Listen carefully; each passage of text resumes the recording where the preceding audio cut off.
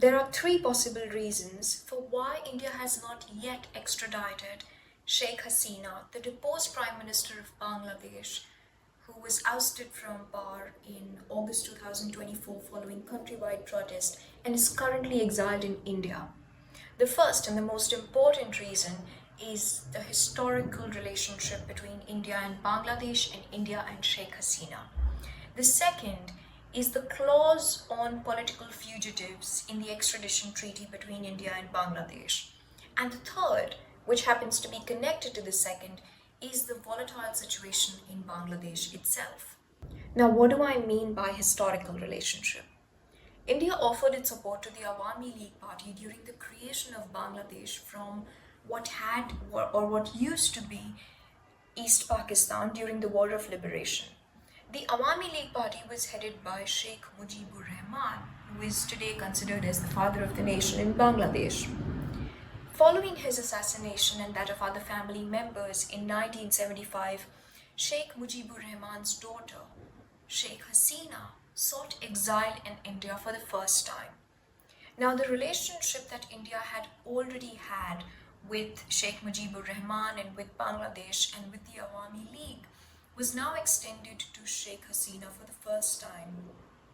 And this established the relationship between India and Sheikh Hasina and further strengthened the relationship that India had with Sheikh Mujibur Rahman. And in following the historical trajectory of the relationship between India and Bangladesh, we see and we realize that offering refuge to Sheikh Hasina is not out of the ordinary. In fact, the very opposite would have been a deviation from history. India has been an ally to Bangladesh and it is continuing to do so even in the face of the current political turmoil that the country is facing. Even while Sheikh Hasina is housed in New Delhi, India's capital, Indian Foreign Secretary Vikram Misri had visited Bangladesh in December following communication and talks between the governments of both countries to continue bilateral relations and to ensure that the goodwill and the relationship of allies that the two have enjoyed and shared does not change. Because India is trying to fulfill its responsibilities, its diplomatic responsibilities, its obligations as an ally towards both the country of Bangladesh and Sheikh Hasina herself.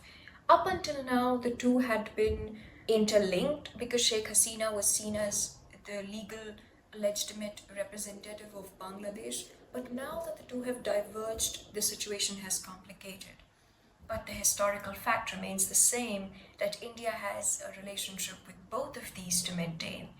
And through these very choppy waters, it is trying to do exactly that.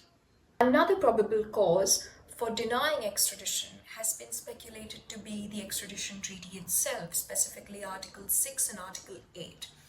I've talked about both these articles in a different video.